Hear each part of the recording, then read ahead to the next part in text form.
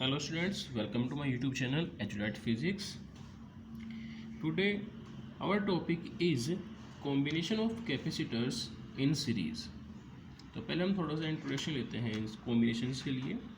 Students, जैसे हम जानते हैं कि कैपेसिटेंस का मतलब होता है किसी डिवाइस के द्वारा, किसी इलेक्ट्रिक डिवाइस के द्वारा इलेक्ट्रिक चार्ज को अपने अंदर स्टोर करना या स्टोर करने की जो उसकी एफिशिएंसी है वो कहलाती है कैपेसिटेंस। तो स्टूडेंट्स, अगर हम किसी वेसल की, किसी बर्तन की कैपेसिटेंस को बढ़ाना चाहते हैं या मेज़र करना चाहते हैं तो तरीका हमारा क्या है। देखिए, अगर हम ये लेते हैं कि हमारे पास 3 छोटे वेसल हैं, ओके, 3 छोटे वेसल हैं और हम इन तीनों वेसल के इक्विवेलेंट कैपेसिटी का कोई तीसरा वेसल लेते हैं। इन तीनों की कैपेसिटी के इक्विवेलेंट हमने कोई तीसरा वेसल लिया है, तो इसे अगर हमारे पास तीसरा वेसल ये नहीं है, इक्विवेलेंट कैपेसिटेंस का कोई वेसल नहीं है, तो हमें करेंगे, हम इन तीनों वेसल्स को एक जगह इस तरह जोड़ देंगे। ओके, तो जो भी यहाँ से मटेरियल डाला जाएगा वो इन तीनों में इक्वल हो जाके स्टोर होने लगेगा और लास्ट में इन तीनों की कैपेसिटी के अकॉर्डिंग होगा। ओके, तो जो हमारा ये अकेला एक वेसल है वो अब इन तीनों वेसल के सम के इक्वल होगा, लेकिन कैपेसिटी है और इलेक्ट्रिसिटी है तो उसमें हम एक पर्टिकुलर फॉर्मूले के अकॉर्डिंग ही कैपेसिटी फाइंड कर पाएंगे। ओके, ये तो हमारा सिंपल एक मैकेनिकल मेथड है जिसमें हम वाटर को या किसी लिक्विड को स्टोर करके देख रहे हैं, लेकिन जोड़ने के लिए इन्हें जोड़ा क्यों जा रहा है, इन्हें जोड़ने का हमारा मेन पर्पस क्या है, वो है कैपेसिटी को बढ़ाना। ओके, एक अकेले वेसल की कैपेसिटी मान लेते हैं कि 1 लीटर है, तो 3 वेसल्स को जोड़ने के बाद में उनकी कैपेसिटी हो जाएगी 3 लीटर। तो यहाँ पर अगर हम कैपेसिटर का कॉम्बिनेशन यूज़ कर रहे हैं तो उसका पर्पस हमारा कैपेसिटी को बढ़ाना या घटाना होगा। ओके, तो अब हमारा कॉम्बिनेशन है सीरीज कॉम्बिनेशन। सीरीज कॉम्बिनेशन के लिए सिंपल तरीका क्या है कि किसी भी एक कैपेसिटर की नेगेटिव प्लेट को किसी दूसरे कैपेसिटर की पॉजिटिव प्लेट से और दूसरे कैपेसिटर की नेगेटिव प्लेट को तीसरे कैपेसिटर की पॉजिटिव प्लेट से एंड सो ऑन, और इस तरह से अगर हम जोड़ते हैं तो ये कॉम्बिनेशन कहलाता है सीरीज कॉम्बिनेशन। थोड़ा देर देखते हैं डेफिनेशन में। When the negative plate of one capacitor is connected to the positive plate of the second, अगर नेगेटिव प्लेट किसकी, फर्स्ट कैपेसिटर की सेकंड कैपेसिटर की पॉजिटिव प्लेट से and the negative plate of second to the positive plate of third and so on, और जो negative plate है दूसरे capacitor की वो तीसरे से, और इसी तरह से जोड़ते रहें। The capacitors are said to be connected in series, तो ये कैपेसिटर कहलाते हैं सीरीज कॉम्बिनेशन में।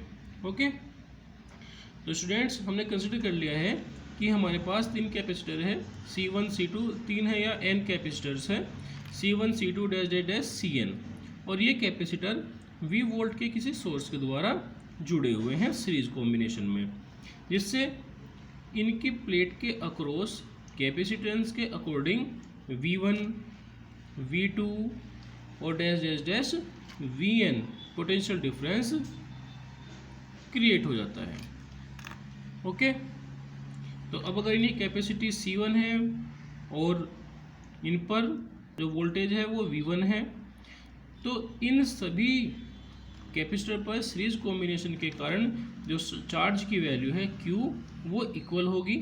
हमने इस पर Q ली, इसे Q, इस पर प्लस Q, इस पर माइनस Q, इस पर प्लस Q, इस पर माइनस Q। एक्चुअली क्या होता है कि जो हम एक प्लेट को चार्ज देते हैं इंडक्शन से, वही चार्ज दूसरी प्लेट पर इंड्यूस होता है।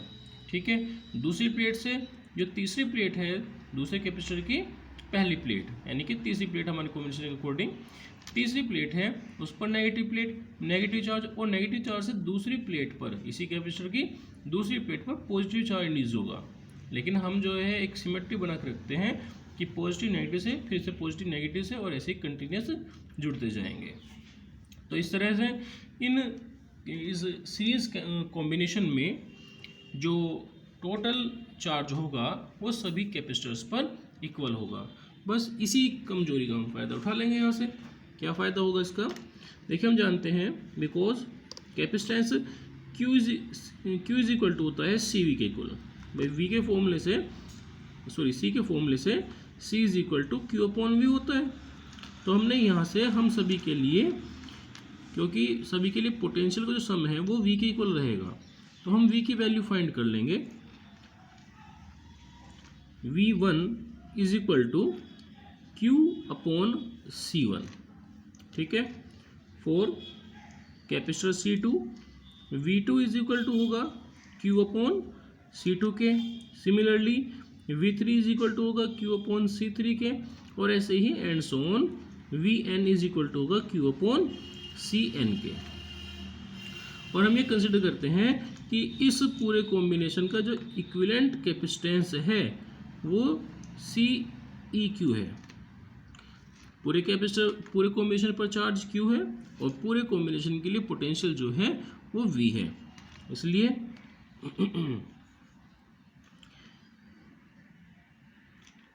therefore total V is equal to V1 plus V2 plus V3 plus dash dash dash Vn, and V is equal to, V1 is equal to Q upon C1 plus Q upon C2 plus Q upon C3 and dash dash dash Q upon Cn।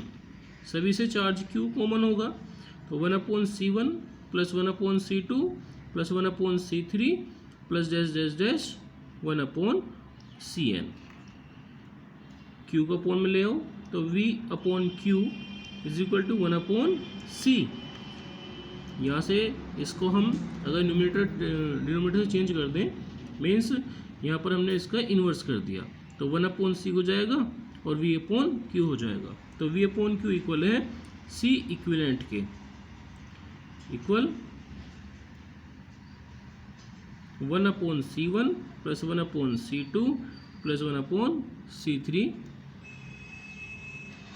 और dash dash dash.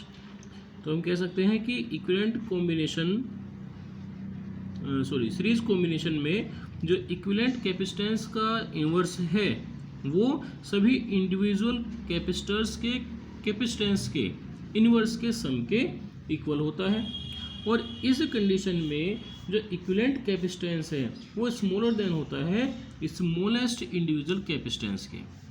Okay, ये points हम यहाँ पर लिख लेते हैं कि the reciprocal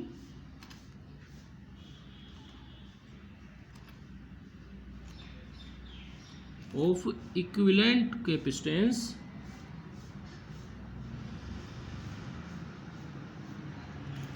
is equal to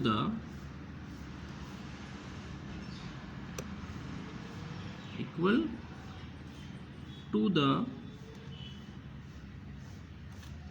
sum of the reciprocals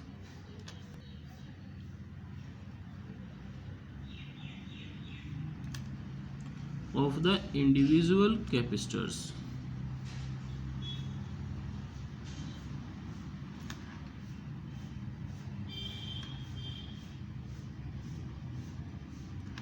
और दूसरा पॉइंट क्या बनता है, the equivalent capacitance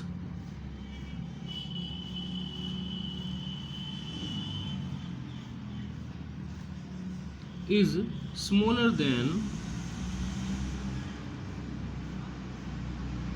the smallest individual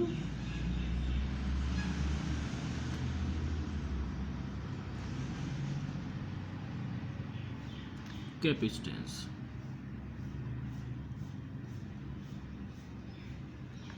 okay, और एक पॉइंट और लिख लेते हैं इसमें साथ ही कि the charge on each capacitor is same. ठीक है, सभी कैपेसिटर पर चार्ज सेम होता है। Charge on each capacitor